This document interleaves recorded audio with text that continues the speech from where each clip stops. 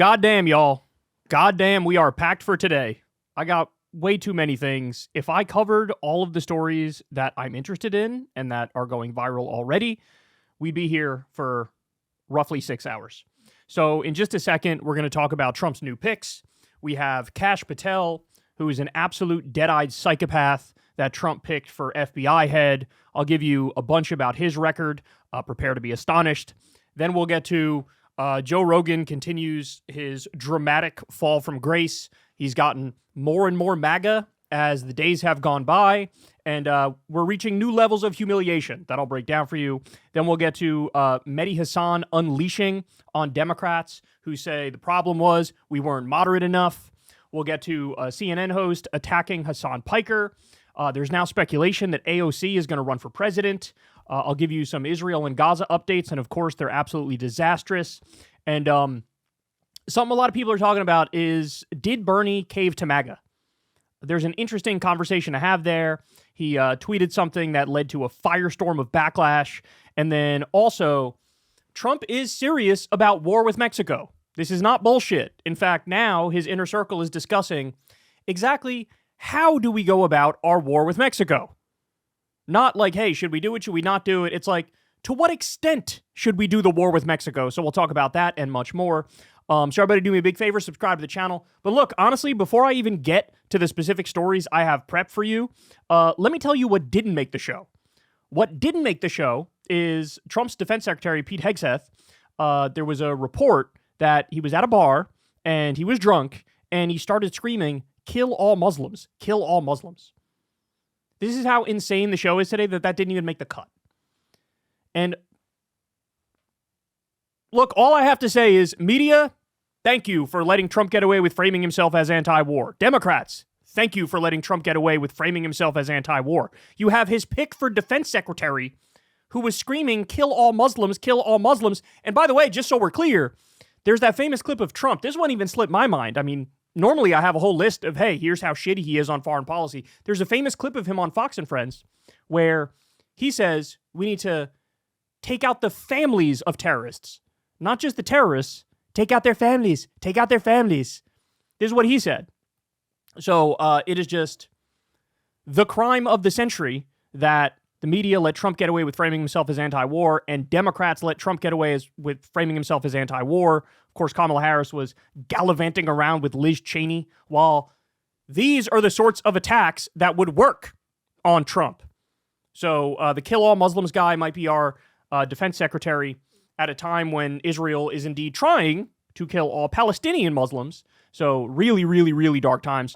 And then look, the Hunter Biden pardon. As I said, it didn't even make the show today. Why? Because I'm convinced literally all of the outrage around it is 100% fake. It's fake. It's fake. For the right to dare make a peep about this in disagreement, you guys elected somebody who committed 91 crimes. I literally don't give a fuck what your thoughts are on the Hunter pardon if you support an unrepentant fraudster and a convicted criminal as you do. Just www.zipit.org. I don't care. I don't care. This is complete and utter fake outrage. And I love, the worst argument I've heard is, bro, this sets a bad precedent where, like, Trump might do some bad pardons now, bro. Excuse me, he was already president for 4 years, and he already did horrific pardons. He pardoned Joe Arpaio because he was racial profiling in his immigration enforcement practices. He was found guilty, and Trump pardoned him. He pardoned Scooter Libby, the former chief of staff to Dick Cheney, who was convicted of perjury and obstruction of justice in a case about a CIA officer's identity. Then you have Dinesh D'Souza, who, by the way, today came out. He had to apologize for his 2,000 Mules bullshit documentary where he pretends like the election was stolen. Apparently, he would have probably had to pay out $1 gazillion if he didn't apologize for it. So he pardoned that guy. He pardoned, and he did campaign finance crimes. He pardoned this guy, Michael Milken, who was known as the junk bond king, who was convicted of securities fraud and other financial crimes in the 1980s. He pardoned Roger Stone. Roger Stone is a well-known criminal. This guy lied to Congress, did obstruction, did witness tampering. He pardoned Paul Manafort. Paul Manafort was, of course, Trump's former campaign chairman, was convicted of financial crimes related to his work in Ukraine. Charles Kushner. That's the dad of Jared Kushner, his son-in-law. He was convicted of tax evasion, witness tampering, illegal campaign contributions, and of course, this was viewed as this is nepotism. By the way, he just picked Charles Kushner to be like ambassador to France. So he pardoned a family member who everybody knows was a criminal, and now he gives him an ambassadorship. And we're supposed to care about Hunter Biden getting pardoned because he bought a gun while high on crack with his balls hanging out of his zipper? What a joke. What a joke. He also, by the way, the worst of the worst, he pardoned the Blackwater Guards. The Blackwater Guards, these were the people who did the Nisour Square massacre in Iraq. They did war crimes in the middle of a public square, killed innocent people, and then Trump pardoned them.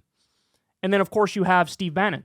Steve Bannon, Sloppy Steve, as he's known, he did this fraudulent business where he said, hey, give us money and we're gonna build the border wall. He tried to crowdfund the border wall. And of course, you immediately hearing that, you should go, oh, that makes no sense. Hold on. That's public land. It's not private land. How can you privately fund a wall that goes on public land? You don't have the rights to that public land. What are you talking about? They raised millions of dollars to try to crowdfund a border wall. Then, of course, they stole the money. He was found guilty. Trump pardoned him. So I don't care what these people have to say. Oh, Hunter, oh. Shut the fuck up. None of you actually mean it. None of you mean it. There's all fake outrage. And I can't stand the double standards, right? I just can't stand how Trump gets to get away with everything, Republicans get away with everything, and Biden does 1/10 of that, and everybody freaks out. No, I don't buy it. I don't care. I know I said I wouldn't do a Hunter segment, but apparently I just did a Hunter segment. But don't buy the nonsense. They want to hold Democrats to a different standard. And the bottom line is this. If you care about norms, if you care about decorum, if you care about institutions, okay, well, you should be furious at the Republican Party, because my entire adult life, they've said, fuck the norms, fuck the decorum, fuck the institutions, don't care about that, we do what we want. And then now, in the tiniest imaginable way, Biden sort of embodies that, and oh my God, hair on fire, everybody meltdown, what if it sets a bad precedent? Oh, please. Trump was already going to pardon all the January 6 people. Trump is already going to pardon all of his corrupt goon buddies. Who are we kidding here? The idea that Biden doing this changes anything about that? Nonsense. And by the way, my commentary right now is very different from what it would have been maybe 2 years ago, right? Because my thoughts then was like, fuck Hunter Biden. He is corrupt. He has committed crimes. Lock him up. Don't really give a fuck. But now I'm so sick of the double standards. I'm so sick of how the deck is rigged. The game is rigged. That it's like, no, who cares? Let him do it. Let him do it. Let old Hunter get away with whatever the fuck he wants to get away with. All right, now let's get into the real stuff here. So Trump picked Kash Patel to be FBI head. And this guy, for those of you who don't know, is an absolute psychopath. This guy only rose to prominence because he is a chief Trump ball coddler, tells him what he wants to hear, defends him at all costs, and this is how you get in Trump's good graces, right? Just be a sycophantic loyalist who has zero criticisms of him. So first, let me show you. This is a segment that Mehdi Hasan did back when Kash Patel was first coming to prominence, and here's some facts about him. So again, why is Kash Patel the man of the hour to plead Donald Trump's case on TV? Perhaps it's for his ability to spin fantasies to serve Trump's interests. And I don't mean that just as a turn of phrase, I mean it literally. Just look at Kash Patel's children's book. Yes, his children's fiction book, titled The Plot Against the King. The picture book uses characters such as King Donald and Hillary Quinton to tell the story behind the Steele dossier and the Russian collusion narrative. He wrote a children's book about how Trump is an awesome king and there was a plot against the king. This is almost beyond parody. This is almost beyond parody. I kid you not. Patel even makes himself a wizard in the book, a wizard who proclaims King Donald's innocence to the realm. Who says Republicans want to ban books? Donald Trump says this book should be in every school in America. But when Patel's not writing very odd and, dare I say, very sycophantic children's books, he is back to his old tricks on right-wing news running interference for Trump. According to Patel, the Mar-a-Lago raid happened because the feds are trying to block you from seeing the explosive truth. He says Trump had some classified documents from that FBI investigation of Russian contacts, and the raid was to keep him from sharing them with you. There's only one problem with that. The Washington Post and the New York Times this week, citing sources familiar with the investigation, say none of those documents or any other materials pertaining to the Russian investigation were believed to be in the cache of documents recovered by the FBI during the search of Mar-a-Lago. What was in Trump's resort home, according to a letter from the National Archives, was a cache of more than 700 pages of classified documents, including documents related to special access programs, some of the nation's most closely held secrets. By the way, I should point out, this classified documents case was an absolute slam dunk case against Trump. And this was the case that made its way in front of Aileen Cannon, who is a Trump-appointed judge who basically threw out the case without any merit whatsoever, right? Came up with bullshit excuses like, oh, any kind of special prosecutor is actually unconstitutional. And that's what Jack Smith is, so we got to throw out the entire case. Yeah, I mean, it's embarrassing, right? This was the clearest slam dunk case against Trump. And he completely and utterly got away with it. I mean, he got away with all of them now that he was elected president again. Because if you're a sitting president, they can only impeach you. You can't go down on a crime. So he got away with everything. But this case was the easiest one where it was like guaranteed that he was guilty and a MAGA judge gummed up the works and was able to just throw it out. But you had little sycophantic pricks like Kash Patel who were pretending the entire time that Trump did nothing wrong and it's totally okay to have all these classified documents. It's totally okay for him to whisper nuclear secrets into the ear of an Australian billionaire at Mar-a-Lago, to keep thousands of documents in his fucking bathroom at Mar-a-Lago and in the ballroom at Mar-a-Lago. So these are the kinds of people that are surrounding Trump. I heard Kash Patel say earlier, that's just fake news from the radical left of the media. But the problem is that info comes directly from the National Archives in a letter they released this week. But not to worry, Kash Patel has another rather absurd legal argument for you, that Donald Trump can work literal miracles with a wave of his hand. Here he is making that case in 2 different Fox appearances this month. The president is the sole and universal arbiter and classification authority in the United States of America. President Trump, as a sitting president, is a unilateral authority for declassification. If he says a document is declassified or a set of them, that is it. He can literally stand over a set of documents and say, these are now declassified. He can? I bet he can turn water into wine too. Okay, fine. It's more like how Michael Scott from The Office thinks bankruptcy works. I declare bankruptcy! Unfortunately for Kash Patel, outside experts and other former Trump officials say that's not how declassification works. There still needs to be deliberations and written receipts. Nor does the classification status of any of that material matter to whether he broke the law, as former FBI agent Asha Rangappa told me on this show on Monday. The legal liability that Trump has goes beyond the classified documents. Yes. Any official document he has is a stolen government official document and stolen property. So he's on the hook for those. And remember, there was obstruction of justice too. So the FBI repeatedly contacted him and said, hey, you have those documents. We need those documents back. We'll give you some time to bring them back. And he stonewalled.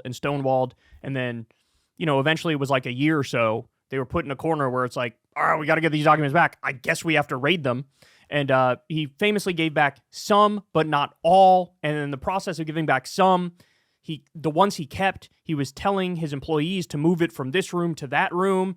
And it's on tape. And those people were willing to testify against Trump. And again, it would have been a slam dunk case. He would have went down. And all of this, every single step of the way, Kash Patel is there to say, sir, you've done an amazing job and you've done nothing wrong. Kash Patel is right in one regard. The Mar-a-Lago raid is like the Clinton emails, the Hunter Biden briefcase, the Russia investigation, the Trump impeachment, and the January 6th probe, in the sense that Republican spin masters, right-wing pundits, and Trump world diehards, like Patel himself, have muddied all of these affairs with partisan conspiracy theories and lies. Still, why am I spending 10 minutes on this guy of all people? You may want to dismiss him as just the latest big-talking Trump flack, but for all his lies, all his belligerent, all his children's book fantasies, it's worth remembering that after Donald Trump lost the election in the closing months of 2020, he tried to install Kash Patel as the number 2 man at the CIA, a move that was averted only when Gina Haspel, the CIA director at the time, threatened to resign. In 2020, we dodged that bullet. But if Trump runs again in 2024 and wins the presidency and seeks to crush all the investigations against him and the people who pursued them, who do you think Donald J. Trump will want to put in charge of the FBI? What a great call from Mehdi. He called it. This is a long time ago, and he called it. Yeah, like the whole point of a guy like Kash Patel is to have the ultimate loyalist at the head of the FBI. So when Trump wants to do genuine political persecution, you have somebody who's a yes man, who says, absolutely, we'll do that. So in other words, muck up some charges against, I don't know, Letitia James or Jack Smith or Fonnie Willis or whatever. You name somebody who Trump has on his shit list because he says, you unfairly did lawfare against me. No, dude, you committed 91 crimes. That's why there were investigations into you. And by the way, Democrats dragged their feet on this for way too long. Merrick Garland should have opened an investigation way, way sooner, right? So, but that's what's going to happen now. That's what's going to happen. So with Biden pardoning Hunter, bro, you better do preemptive pardons of all the people I just listed. Jack Smith, Fonnie Willis, Letitia James, and whoever else you think Trump will unfairly go after. Because he doesn't give a fuck about the specifics or if crimes were actually committed, right? Because whatever crimes you would accuse others of, he's guilty of 14 times over and worse. So you should probably get ahead of that. And by the way, while we're at it, if Biden is going YOLO mode, I said this 1,000 times, wipe out all the student loan debt. Just wipe it all out. And then, because what Trump's trying to do right now is bring back student loan payments and also make them higher. So why don't you wipe it out, totally get rid of all of the records of it, and then when the Supreme Court or Trump says, oh, you can't do that, we need to bring them back. Sorry, the records are gone. I don't know what you want me to tell you. We don't know who took out a student loan, who owes what. All the records are gone. I wiped it all out. And by the way, it was part of my official duties, so you can't do anything about it. I consider this part of the 1965 Higher Education Act. I'm just carrying out my job in the executive branch. The Secretary of Education is just doing what they're supposed to do. So it's our official duties. There can be no repercussions over it, and all the information's gone, so there's nothing you can do. If you're going to go YOLO mode, actually go YOLO mode. Do stuff like that, right? Okay, more. So this guy, Kash Patel. Look at this, guys. This is so sad. So Kash Patel was hawking mRNA detox pills to reverse the vaccine. A pill to reverse the COVID vaccine. If that sounds immensely made up to you, that's because it is immensely made up to you. There is zero science behind this. So in other words, he's hawking complete and utter snake oil. Now, by the way, I love how on the right nowadays, it's literally anything and everything, any product whatsoever that comes from Big Pharma, it's a scam, it's a conspiracy, it doesn't work, or they're trying to poison you on purpose, they're feeding you toxic stuff on purpose. You know, don't take the antibiotics, don't take the antiviral medicine, don't take this pill, don't take statins, don't take that pill. This is what they do, right? But meanwhile, any Tom, Dick, or Harry sets up some fake-ass alternative medicine shit, and they're like, bro, this shit works, bro. Did you take the pill to reverse the vaccine? These guys are total clowns. And by the way, charlatans and con men, because I'm sure a lot of these people, I don't know what the case is with Kash in particular, but a lot of these people hawking these alternative medicines, they are the real scam artists and they get away with it, but I'm sure some of them don't even believe it's real. They're just trying to make some bucks off some rubes, right? That's what they're doing here. So on this alone, it's like, really? You want this guy to be the head of the FBI? You want this guy? A supplement salesman who's scamming people and, you know, basically capitalizing on the anti-vaccine hysteria that's sweeping the right? Okay, we're just getting started. So here's Kash Patel on Steve Bannon's show. Already a red flag. And listen to what he says here. The 20th of January of 2025. Do you feel confident that you will be able to deliver the goods, that we can have serious prosecutions and accountability? And I want the Morning Joe producers that watch us and all the producers that watch us, this is just not rhetoric.